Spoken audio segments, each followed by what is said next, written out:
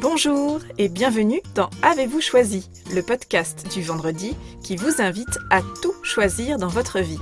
Je suis Oriane Savouré-Lucas, serial choisisseuse de ma vie. J'ai 39 ans, les pieds sur terre, la tête dans les étoiles, et je vous propose d'explorer avec curiosité le vaste et intrigant territoire du choix.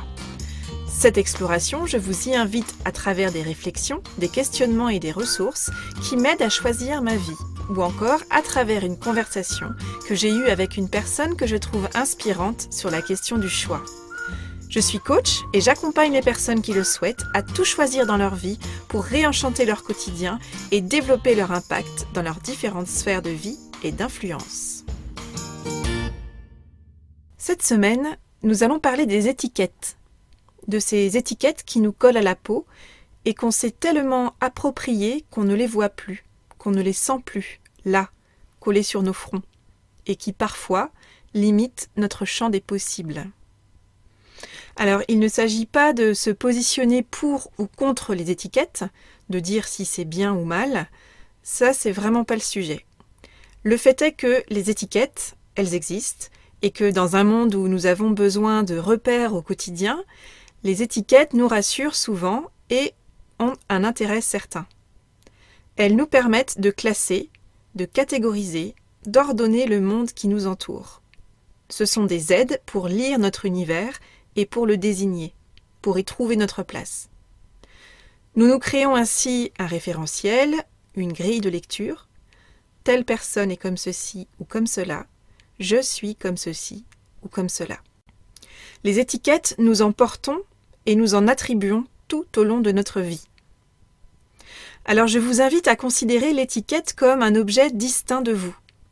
Vous pouvez visualiser une étiquette autocollante.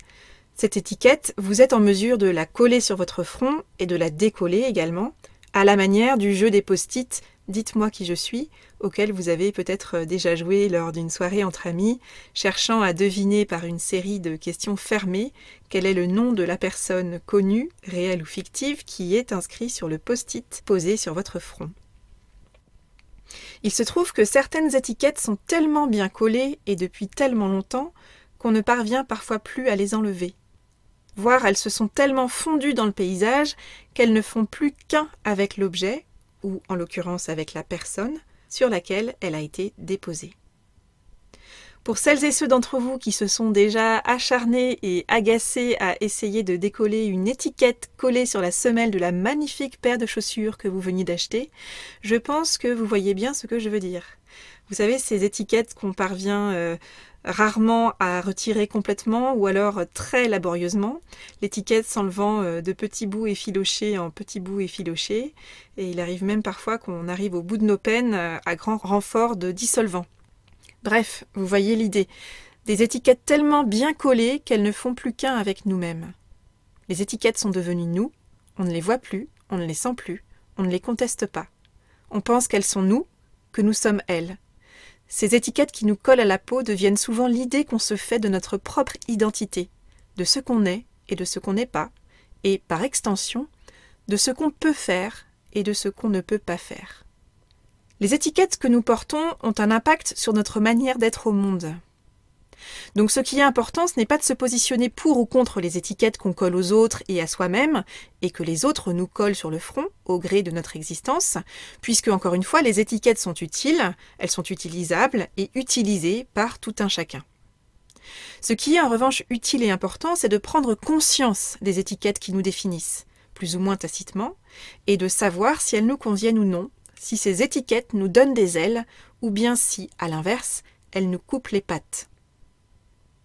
Un jour, une étiquette nous est attribuée. Cette étiquette, c'est l'interprétation formulée par une personne à notre égard face à une réaction que nous avons eue ou à la récurrence d'une réaction face à une situation observée par cette tierce personne. Et très souvent, ces étiquettes, on les prend pour argent comptant. On ne les questionne pas, on les intègre.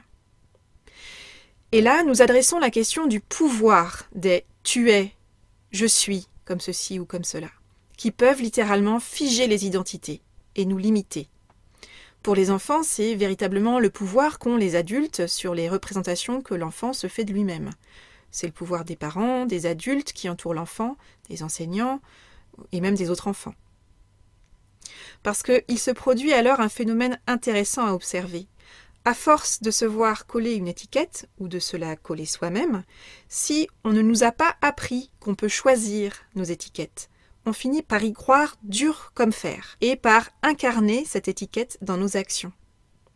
Nos actions finissent par refléter, par valider l'étiquette qui nous colle à la peau, ce qui vient confirmer la pertinence de son existence même. Alors, peut-être l'avez-vous remarqué, mais on observe chez certains enfants, à qui on répète par exemple qu'ils sont turbulents, eh bien, à force d'entendre que le fait d'être turbulent constitue leur identité, ces enfants en arrivent à répéter des actions qui viennent confirmer qu'ils ont bien compris qu'ils étaient turbulents. L'étiquette, dans ce cas-là, est devenue une forme d'injonction. Alors l'enjeu, ce n'est pas de dire à l'enfant, et aux grands enfants que nous sommes, que les étiquettes n'existent pas, mais c'est bien de développer une vigilance au fait que les étiquettes existent, qu'elles sont une construction, qu'elles appartiennent avant tout à la personne qui les émet, en fonction de son propre référentiel, de sa propre grille de lecture du monde, et que ces étiquettes sont amovibles, qu'on peut choisir d'y croire ou de ne pas y croire, de les adopter si elles nous donnent des ailes, ou de les rejeter si elles nous coupent les pattes. On a toujours le choix des étiquettes qu'on porte. On mesure rarement le pouvoir de nos mots quand on colle une étiquette à quelqu'un. Cette question des étiquettes et de l'importance de développer une conscience des étiquettes qu'on génère pour les autres et qu'on reçoit pour soi-même, elle m'interroge d'autant plus depuis que j'ai choisi d'être parent. Tu es turbulent ou turbulente, tu es timide, tu es sage comme une image, tu es maladroit ou maladroite, tu es une personne minutieuse, tu n'es pas sportif ou sportive, tu es drôle, tu es gourmand ou gourmande, tu as deux mains gauches. Tout ça, ce sont des petites phrases qui peuvent être dites sans trop y penser, et qui, si elles se répètent, ou si elles ont été dites à un moment qui revêtait une importance particulière pour l'enfant qui l'a entendu, ont pu être interprétées de multiples façons. Par exemple, parfois, nous pouvons formuler un compliment à un enfant qui, à force d'être répété, peut se transformer en de fortes attentes quant à l'enfant qu'il doit être, et en une identité à laquelle l'enfant ne s'autorise pas à déroger.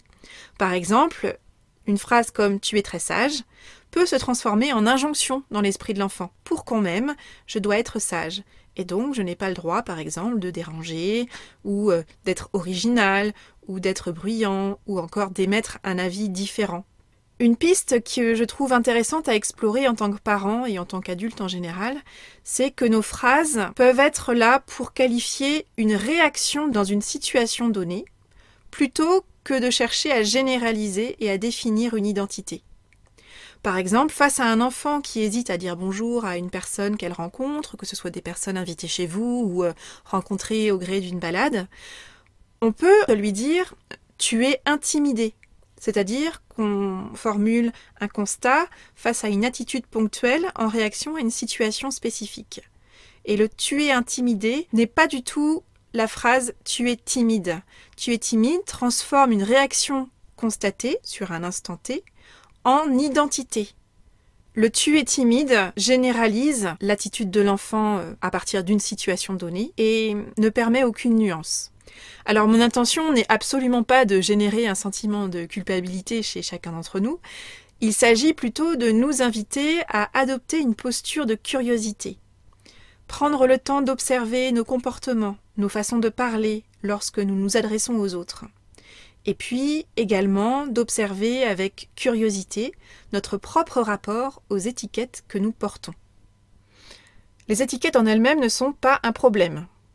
Une difficulté émerge cependant lorsque notre identité devient une entrave, une parade, une excuse ou encore un bouclier de protection face à des projets que nous portons, qui sont importants pour nous et qui nécessiteraient que nous sortions de notre zone de confort, que nous nous autorisions à ne plus correspondre à cette étiquette qui nous colle à la peau depuis parfois très longtemps.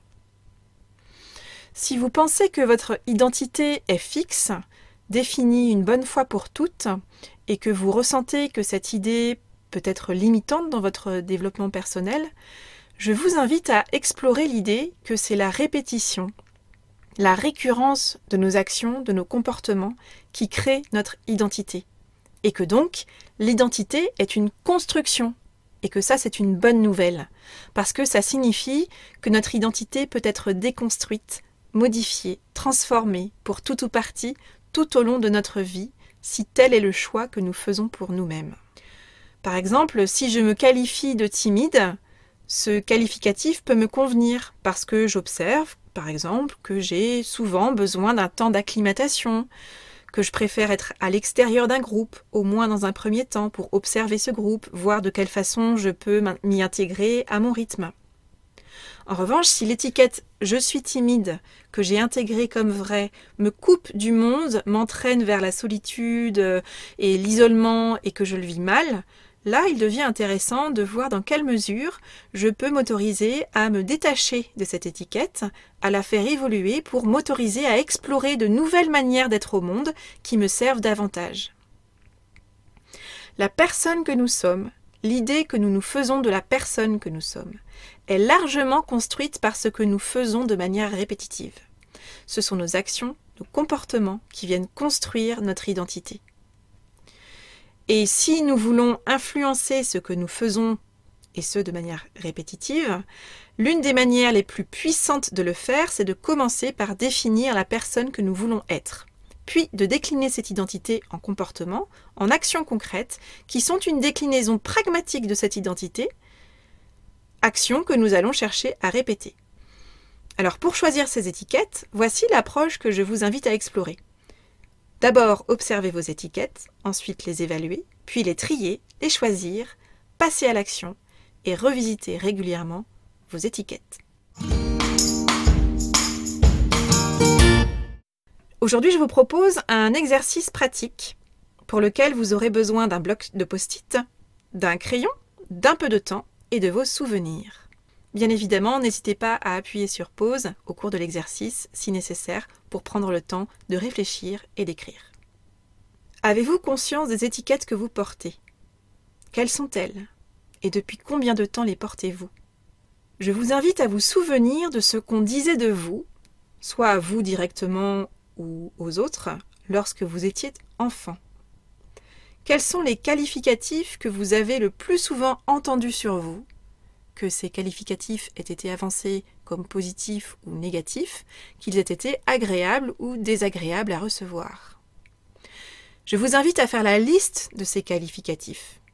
Munissez-vous d'un bloc de post-it et écrivez par post-it un « tu es » suivi du qualificatif que vous identifiez. Ne vous limitez pas, écrivez ce qui vous vient. Tu es intelligent, intelligente, patient ou patiente, impatient, impatiente, énervant, énervante, sage, timide, effacé, bruyant, bruyante, curieux ou curieuse. Disposez l'ensemble des post-it devant vous, sur une table, un mur ou même par terre, de façon à vraiment avoir une vue d'ensemble sur tous ces post-it. Vous pouvez également compléter cette liste de post-it par des étiquettes que vous avez reçues de la part de tierces personnes après l'enfance, au cours de votre vie d'adulte, au travail, entre amis, dans vos relations amoureuses, ainsi que des étiquettes que vous vous êtes attribuées à vous-même au cours de votre existence. Et d'ailleurs, vous pourrez prendre la mesure, peut-être, du fait que très souvent, les étiquettes qu'on s'attribue à soi-même peuvent généralement compter parmi les plus dures et les plus cinglantes qui nous collent à la peau. Une fois que vous avez face à vous l'ensemble de ces post-it complétés, je vous invite à prendre un temps pour prendre la mesure de ce que vous avez sous les yeux. Que pensez-vous, par exemple, du nombre et de la nature de ces étiquettes? Ensuite, je vous invite à vous poser les questions suivantes. Est-ce que ces étiquettes me conviennent? Est-ce qu'elles me sont utiles? Quelles sont celles que je veux conserver? Et quelles sont celles que je veux lâcher? Visuellement, ce que vous pouvez très bien faire, c'est créer deux groupes de post-it. Le groupe des étiquettes qui vous conviennent, qui vous sont utiles, voire qui vous donnent des ailes. Et d'autre part, le groupe des étiquettes qui vous coupent les pattes, vous limitent ou vous dérangent d'une manière ou d'une autre. Quelles sont celles que vous voulez conserver, assumer, voire renforcer? Là, je vous invite vraiment à les rassembler en un groupe et à vous demander comment vous pourriez les incarner davantage. Par quelle action concrète pourriez-vous les incarner davantage?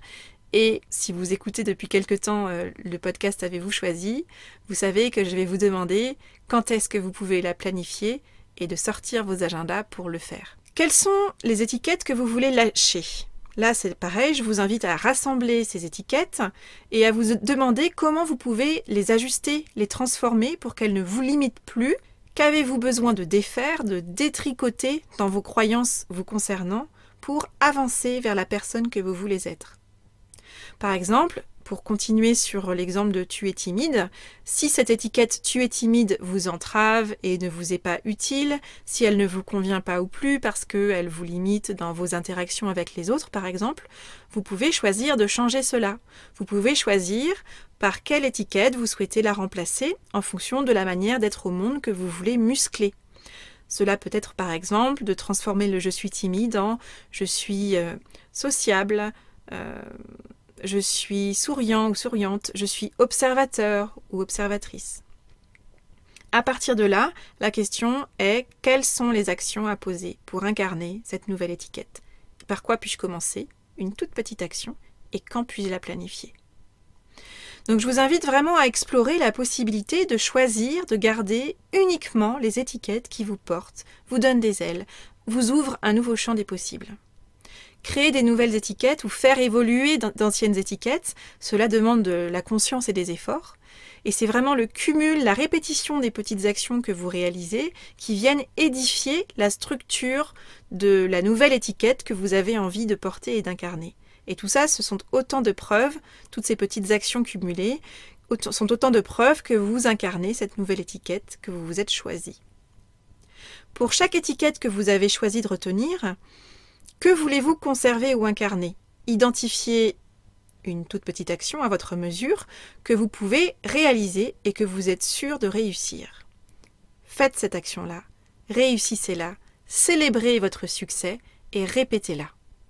C'est par un processus d'itération efficace de petits succès, même de tout petits succès, que vous pourrez consolider votre nouvelle identité, votre nouvelle étiquette. Alors si vous souhaitez vous créer et incarner une nouvelle étiquette qui vous donne des ailes, je vous invite à procéder de la façon suivante. Je vous propose tout d'abord d'identifier le comportement que vous aimeriez incarner davantage. Par exemple, être une personne avenante ou extravertie, ou une personne courageuse, ou audacieuse, ou indulgente par exemple. Bref, choisissez ce qualificatif que vous aimeriez incarner. Puis, sur une échelle de 0 à 10, je vous invite à identifier à quel niveau, selon vous, vous incarnez actuellement ce comportement. 0 étant le niveau le plus bas et 10 étant le niveau le plus élevé. Ensuite, identifiez le niveau que vous aimeriez idéalement atteindre. Alors, c'est pas forcément 10, ça peut être ce qui vous paraît juste, le niveau auquel vous seriez satisfait d'arriver. Tout le travail va ensuite consister à trouver le chemin pour rejoindre votre objectif, et ce, à travers la répétition de vos actions. Ensuite, identifiez une personne de votre entourage, ou alors une personne connue qui, selon vous, incarne très clairement ce comportement que vous souhaitez vous-même incarner. Là, je vous invite vraiment à lister toutes les preuves auxquelles vous pensez, qui font que, selon vous, cette personne incarne cette qualité. Je vous invite à identifier 2 ou 3 façons d'être et d'agir qui correspondent selon vous aux caractéristiques principales qui font que la personne que vous avez en tête incarne tout à fait le comportement que vous voulez vous-même développer. Et maintenant, je vous invite à transférer ces 3 façons d'être et d'agir à votre propre situation. Concrètement, pour chacune de ces 3 manières d'être ou de faire, quel est le petit pas que vous pouvez faire dans les prochaines heures, dans les prochains jours, pour augmenter d'un seul point, votre positionnement sur l'échelle de 0 à 10. Et là, à nouveau, quand le planifiez-vous? Sortez vos agendas. C'est parti. Voilà, c'est tout pour aujourd'hui. Vous retrouverez cet épisode sur le site oriansavoureluca.com. Si vous aimez ce que je vous propose et que vous voulez faire partie de cette aventure audio, je vous invite à vous abonner à la newsletter de Avez-vous choisi afin d'être alerté dès la publication d'un nouvel épisode. N'hésitez pas à partager votre enthousiasme par écrit en déposant un avis sur le site, sur la page Facebook Avez-vous choisi, ou encore une constellation de 5 étoiles sur iTunes, et à faire connaître Avez-vous choisi à celles et ceux qui vous sont chers et que l'idée de tout choisir dans leur vie pourrait réjouir. Je vous souhaite une belle semaine et je vous donne rendez-vous vendredi prochain pour un nouvel épisode. Et d'ici là, et si vous choisissiez tout ?